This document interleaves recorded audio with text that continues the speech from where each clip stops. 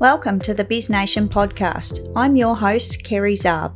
We have a new episode for you each week that includes interviews with leading experts as well as insights from myself, all designed to help you in your business. If you're looking for support in your business, join us on Facebook at Micro and Small Business Support Group. Proudly brought to you by Zinc Business Solutions. On today's episode, we have an amazing guest. Ellen Ronalds Keene from Self-Care for Teachers and Perk Digital is joining us. As you may know, I often introduce the guest to the podcast, but given that Ellen has two businesses, I just thought this was going to get a little bit much for me today. So I'm going to let Ellen tell us all about what she does and dive into some of the mechanics of how she juggles these two amazing businesses. A huge thank you for being here today, Ellen, and welcome to the show. Thanks, Kerry. Thanks for having me. Oh, you're welcome. And don't worry, it's confusing sometimes for me too, explaining who I am and the many hats that I wear. Oh, I bet. I used to have the same problem. Well, actually, I still do because I wear multiple hats as well. But yeah, it's such a challenge to have a couple of businesses. But these businesses are even very different. Tell us a little bit about Self-Care for Teachers. Let's start there. Yeah, sure. And that's the place to start because that's where it all started. So I used to be a high school teacher and then I started Self-Care for Teachers because I could see, while I was still teaching, because I could see a real need. Your listeners may or may not know that we do have a problem in the world, but in Australia with teacher burnout and teacher wellbeing. It's not the cruisy job that everybody thinks it is. And I could see that there was a need for some more support we do a lot to support the students and their welfare and their wellbeing, but I could see there was a need for some more support for the grown-ups in the school. Yeah. And so I started Self-Care for Teachers 6 years ago now while I was still teaching, and I had gone and done some extra qualifications in a couple of coaching modalities and meditation and a few things that I really wanted to support teachers with. And then because of my own health journey, I ended up leaving the classroom and pursuing Self-Care for Teachers on, full time. Started the Teacher Wellbeing podcast in the beginning of 2017, and which was my first year out of the classroom, working for myself full time. And although I had certainly validated the need, turns out I hadn't, and I didn't know this at the time, but I hadn't actually validated the business model of Self-Care for Teachers. So, you need money to eat. And going back into the classroom wasn't an option. So one thing led to another, and I accidentally started a second business in podcast production, which is Perk Digital. Right. This explains, I understand now. Yes. Okay. So you had Self-Care for Teachers first and then brought in Perk Digital. So tell us a bit more about Perk Digital. And Perk Digital didn't necessarily start as Perk Digital. It just started as me doing a little bit of freelancing on the side because I'd developed all these great skills to set up Self-Care for Teachers and, graphic design for social media and content scheduling and all those sorts of things. And I just started helping people. They started asking me, hey, how do you do that? What you've done there on your Facebook page, can you help me do that on my Facebook page and all that sort of stuff? So I started doing a little bit of freelance on the side and it just took off. I kind of laugh that I've had these two opposite business journeys. Self-Care for Teachers had all the external all the branding and all the content and a lot of vanity metrics, but the business model was not validated. I for a long time it was making a loss because I didn't know what I didn't know about business. But then Perk Digital, on the other hand, was the opposite. It has a website now, but it didn't for about 3 years. It doesn't have very much social media presence at all, although I plan to change that this year. And yet it's been the main gig. Self-Care for Teachers has stayed the side hustle the whole time because Perk Digital just took off. And I, over time, narrowed it down. Rather than doing all the virtual assisting things for people, I now just really specialize in podcasts because they are my second love. So I'm very happy to be focusing in the podcast space as well. That's awesome. Two passion projects. Pretty much. Yeah. Oh, fantastic. I love it. I think you and I are probably quite in sync as far as that's concerned. I can't do one thing. I've always got to kind of multiply and I'd rather be much busier, in my business and that kind of stuff. So it's awesome. It resonates with me so well. I'm sure it resonates with listeners too, because Sure. I meet a lot of people who say, oh yeah, I kind of have the same problem. I think it's common. So the experts actually tell us to focus on one thing. Have you thought about picking one and just doubling down on that, or not for you? Yeah, look, I've thought about it. I tried when about 3 years ago, when Self-Care for Teachers really, wasn't making money and Perk Digital was doing really well. I tried to quit Self-Care for Teachers, and it wouldn't let me. It won't leave me alone. It really is a calling, I think. And so I did try and just do one thing. But I also, I think often that's good advice. Just do one thing is generally good advice, and it comes from trying to help people avoid the trap that many people fall into, which is shiny object syndrome. And Yep. I think there's a difference between what I'm doing, which is wearing a couple of hats, but they're really clear containers of what they are, and I'm very focused on those, and shiny object syndrome, which is, changing your offers, changing your business model, changing your branding, changing everything every time somebody says, oh, I did this. And now you think, oh, I'll go over there, I'll try what they did. And you never really give anything time to actually to follow through and Yeah. actually see if it will work. And I think that's where that advice comes from. So it's good advice and I agree with it. But also, I think that for anyone who identifies as a multi-potentialite or multi-passionate, Mhm. it can be really difficult to feel like we have to pick just one. And actually, I have found it's been quite good for my mental health to have the two. And you mentioned at the start, they are very different businesses with very different services and very different business models. It's been really good for me to have the two, because Mm. inevitably when one's not going well or when something's stressing me out with one, the other one's going okay, and I can turn my attention to that and feel like, oh, it's okay. I'm not a total failure. I've got something going for me, and we all have those moments of self-doubt, and it's really nice to be able to um, express both sides of myself, I suppose, and Mm. share both of my passions, but also have one to turn to when the other one feels like maybe it wasn't a great day in the office for for that hat. I'll put the other hat on and feel better about myself. Yeah, no, that sounds perfect. I would love that, and it makes perfect sense as well. And to actually, start your day with one of the businesses and go, oh, no, not feeling it today. Flip over Mm, to the other one, or like you said, it could be just a bad Monday morning, and exactly. just not feeling it for one of them. Mm, You've got flexibility, clearly. yeah. You don't overload your schedule to the point where you don't have that choice as well. But Mm, something you said a moment ago resonated a lot, and that was the word container. So mm, you've put these two businesses in specialist containers, like they are literally, that yep. you're doing that over there and you're doing that over there. You're not morphing the two because they're Mm-mm. so different. You've got Mm. that ability to keep them clearly separated. Yeah. And that was actually the word container was really important for me when I was starting to figure out what I was going to do with this freelance stuff that I was doing on the side, because that was where it was really confusing introducing myself.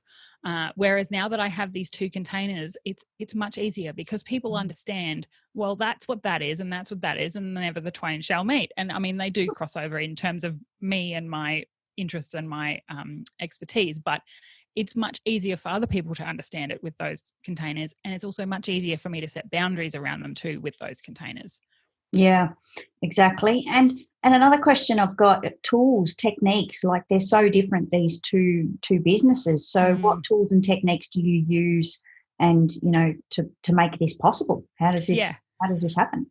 Well, I'm not doing it alone. I really do want to make that clear. I did for a while, but for nearly 2 years now, I've had an assistant at Perk Digital who does help me with the work that we do there, and that has been, you know, game changing for me, being able to have a little bit of support in that business as opposed to trying to do everything myself and wear all the hats myself. And we've been able to over time, really specialize more on what she does and what I do, and so we sort of share the load of the work that way. Self-care for teachers is still pretty much all me, although I am bringing someone in just a couple of hours a week to help me with admin and stuff this year, because you do, it is a mental load, right? It's a lot.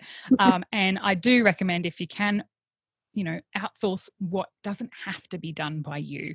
That is really important. It is obviously also a balance, especially I know you're talking oftentimes to people in the early stages of business, and I know this very well. It's not always financially an option. So in terms of tools or techniques, I'm very clear now, and it's flexible. I can change it if I need to, and it's taken a while to get there, but I'm very clear now about when I work on which business. So I have certain days of the week that I work on one and certain days that I work on the other, and they're pretty clear cut these days. Every now and then it might have to change for some reason, but that's important too. So I'm not actually, I will check in with each in the morning, but I'm not actually task switching throughout the day or switching hats, every half an hour or anything like that. And I'm also really, really proactive about my own general well-being, which is important because that allows me to show up and do what I need to do in each. So in terms of techniques, just looking after myself and making sure that, all my keystone habits, sleep, exercise, good nutrition, hydration, all of those things, stress management is taken care of because that's important in terms of just being able to balance it.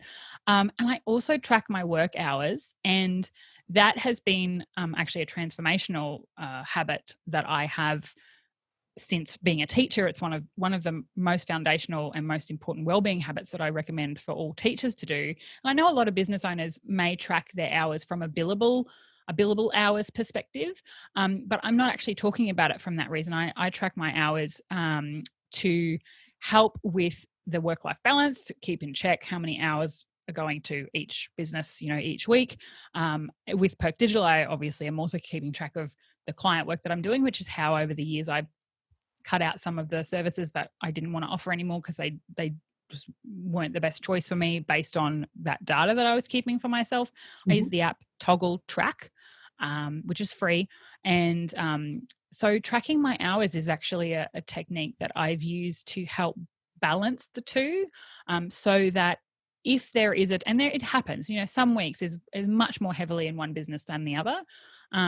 But it also helps me keep in check so that I'm not working 65 hours every single week, because that is just a recipe for burnout.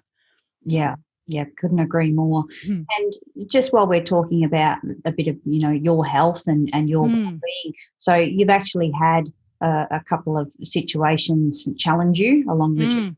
I think there's a couple of chronic illnesses that have kind of impeded the situation a little bit. How have you found working for yourself and working in the online business space? How do you find that impacts your health and or vice versa? Yeah, and it is both. It is both ways. Working for myself has been a really deliberate choice. Initially, so I had thyroid cancer when I was at university before I even became a teacher. Wasn't very robust physically as a teacher, and it is a job that requires you to be pretty robust and able to kind of soldier on, and I often struggled with that. And so that was one of the big reasons that I moved out of the classroom. And then I've also for several years now known that I have endometriosis, which is a real challenge at the moment. So I very much, the self-employment piece allows me to be flexible with myself and with my health and the way I feel each day, in a way that working for someone else doesn't always, and particularly around being able to be in control of my own schedule and schedule my life and my businesses around my cycle, which is so important. Endometriosis is generally it's a chronic pain condition that is worse during menstruation. So that is something that in some pockets of the internet, it's all the rage and everybody knows about it. And then other people, I mention it to, and they just think, what is this woo-woo strange approach? But it's really, really made a big difference in my life. And I don't think it would be impossible working for, an employer, but I think it would have to be a pretty understanding employer. And to their credit, my school that I worked for, in the last few years of my teaching career was very understanding, but it's still something that you don't necessarily want to be disclosing each week where you're at in your cycle. And I don't need to do that anymore because I work for myself and I can just rearrange things as I need to. So that, working for myself has been, I would say, the biggest thing that has allowed me to continue to earn money as somebody with multiple chronic illnesses that are flaring up at different times, and it's often unexpected. I think working for somebody else now that I've worked for myself in a way that's successful, because also in the early days when I wasn't making much money, it was very, very stressful. Now that I seem to have found my feet, I don't know that I would go back to work for somebody else. It would have to be a very flexible employer, which I'm hoping that, the pandemic and this global work from home experiment that the world has been on, I hope that many employers will be able to be more flexible, because it's something that, the ability to work from home, the ability to not have to travel to and from work or commute or go on public transport. These are the sorts of things that people with chronic illness and disabilities have been asking for, this accessibility option and the flexibility for years, and were told it couldn't happen. And then guess what? It can happen when we all have to do it. So I'm hoping that, in general, employers will get more understanding of this kind of thing and more flexible. But for me personally, it's been absolutely transformational to work for myself and to be able to be the boss of my own schedule, and to be able to accept or reject work that will or won't be, I suppose, compatible with my health, because that was one of the really stressful things in the early days before I'd kind of done much freelancing. And as you do when you're new at something, you're underestimating how long things will take and that sort of thing. And I underestimated a couple of big jobs and ended up, because, I'm obviously wanting to be reliable and do a good job for the client, ended up really pushing to meet deadlines that were actually very, very bad for my health. And there was a payoff for me after the fact, after I've delivered the work and then collapsed in a heap for a week. So I'm able to avoid that now. And some of those lessons you just learn the hard way, but it's really important for me as someone with a chronic illness to be able to be in charge of my own schedule, and the internet pretty much allows me to do that.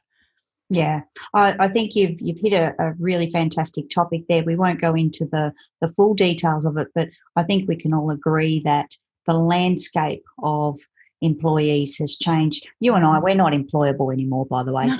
Yeah, I'm sure absolutely. You know that, but I just Yep. kind of, press that button for you, because once you've been self-employed for a number of years, and you've picked up all these amazing skills, just like yourself, and you've grabbed those skills from self-care for teachers and place that into Perk Digital, and that's exactly what happens, because we're just not employable, and it's not inviting anymore, especially once you've reached your sweet spot and you've become relatively successful in your mind to reach your goals. But I think the landscape's about to change dramatically. People are not going to the office, particularly. I don't know too much about other states, I confess, but here in Melbourne, I think it's just gone back to 50% or something like that. And public transport is at an all-time low, And the idea of commuting, I think many employees have proven that working remotely and working from home certainly has brought advantages to companies. And I think all that stuff's really going to start. I think we'll see the dust settle throughout 2021 and see what happens in that space. But workplaces are more open to that flexibility arrangement now, which is great. I think that's and it's good for everyone. It's good for everyone. And I also think that it's something that, you need to assess on a case-by-case basis. And it also needs to be, even that flexibility arrangement needs to be flexible. There's been multiple times in the last 4 or 5 years where what habits were working for me suddenly weren't. The setup wasn't working. I moved into a co-working space. My local co-working space here in Toowoomba is fantastic, Canvas co-working, and moved in there, had an office there for a little while, because I just like working from home. As we also know, when you're choosing it, it's one thing. When you're forced into it, totally different. And it's not always, whether or not it's a personality thing or just a life stage thing, it's just not always the right fit as well. And so that even that flexibility piece needs to be able to be flexible to change when things need to change. 100%. Can't agree more. And on the similar kind of topic here, you call yourself a digital homebody. Tell us what a digital homebody is. What does that mean? Yeah, it basically means that I have a location independent business or businesses that, I can pretty much operate anywhere with an internet connection. And just like you may have heard the term digital nomad, which is people with location independent businesses that operate anywhere with an internet connection and often travel around the world, I could do that, but I choose not to. Even before the pandemic, I choose to work from home or, stay in my town and have strong roots in my community. And so, like, I am an introvert and I am a homebody just in general, I think by nature. And also my husband's job is here in Toowoomba in Queensland. So, that obviously keeps us here. We bought a house here, that sort of thing. We have some location ties, I suppose, nothing that's couldn't be changed if we wanted to change it. But even before the pandemic put an end to that, or at least press pause on that kind of digital nomad travel lifestyle, it wasn't what I wanted to do. And with chronic illnesses, it's not very easy, pretty demanding, and it's good for me to be at home in my own bed and with access to my own medical professionals if I need them. And I really love the idea of the internet opening up the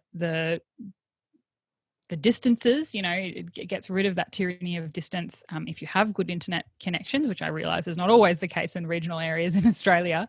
But it essentially means that I can work from anywhere, but I choose to work from my own little home haven. Awesome. But you've got co-working spaces available as well. And I've heard so many people that work from home and businesses are based from home that use even local cafes. Yeah. It's just to, sometimes you just need to get out and sometimes you just need to concentrate on a particular job, or you might want to, just have some alone time to gather your thoughts. You might have something new coming into your business that you want to kind of hash out with yourself. So hopping into a local cafe or a co-working space is really awesome. It's great. And I think 2020 has shown us all, even the introverts in us, how much we actually do need human interaction face to face, not just through the screens. So there's absolutely time and place for that, and I do love my local co-working space and pop in when they have events and that sort of thing, because it's good for networking and it's good for community. Absolutely, for sure. And Ellen, some final advice for the business owners that might be listening. Do you have any little hints or tips that you can share with us? Anything that you want to share today? Yeah, look, I think other than my love for podcasts, my other love is really well-being, which stems partly from my own, health challenges, and also from witnessing people burn out in a big way. And I think we do sometimes throw the term burnout around a little bit willy-nilly and, I'm so burnt out, I just need a weekend on the couch watching Bridgerton. But actually true burnout, all the way down the far end of the continuum of burnout, it stops you working. And it is actually really debilitating. And it happens to teachers, it happens to business owners as well. And, I always say to teachers that you're a person first and a teacher second. And if you look after the person, the teacher will be able to carry on. And I think that same advice applies to business owners. You're a person first and a business owner second. And you need to treat yourself accordingly. You need to prioritize things in that order and make sure that the person is okay and looked after before you can then go and continue to show up sustainably for the business long term. So that would be my advice. Burnout happens to business owners too, and I think it's actually really, really unfortunately more common than we realize. And we are not robots. We can't go on indefinitely without refilling the tank. So yeah, put yourself first. It's not selfish. You're a person first and a business owner second, and you're allowed to look after you. Yeah, I had to take that on board myself last year. I actually started scheduling in, because I live on an Outlook calendar. Like every movement that I have is on my calendar, and I literally, like, I've kept it there now. I've still got my treadmill session in the morning because my exercise is important. Yep. But I even had my lunch scheduled on my calendar just to, allocate that time. And most of it was spent preparing the food rather than eating the food. But that's a break away. If you're going to the kitchen for half an hour to put something together, it's getting away from the screens. It's getting, just clearing your mind and it's a brain break and a body break. Get up, move around a bit. I mean, lunch is not a luxury, but we often think about those basic physiological needs as like, oh no, that's needy. If I have to, I could just power through. yeah, in an extreme circumstance, but like you don't have to do that every day. Yeah, exactly. Ellen, that's fantastic. Thank you. And where can we find you? Instagram is probably the place I'm hanging out the most lately. So you can also find me on LinkedIn. Happy to connect on LinkedIn. If you just look for my name, Ellen Ronalds Keene, I'll come up because I've got double-barreled last name. You can find me on Instagram if you're interested in the teacher stuff at Self Care for Teachers. If you're interested in podcasting in general, at Perk Dig, short for digital, but just Perk Dig, and also just at Ellen Ronalds Keene, and that's where I'm at on Instagram. Love to connect. Thank you. I'll share all of those links in the show notes for the listeners. And thanks, Ellen. Thanks so much for joining me today and sharing your business story and some great tips there also. I really appreciate you coming on the show, and no doubt we'll chat again really soon. I'm sure we will. Thank you, Kerry. Thanks for having me. Thanks for joining us on the BizNation podcast. If you enjoyed this episode, please leave us a rating or review. This podcast is proudly brought to you by Zinc Business Solutions, and you can find us on Instagram, Facebook, and on our website at zincbusinesssolutions.com.au.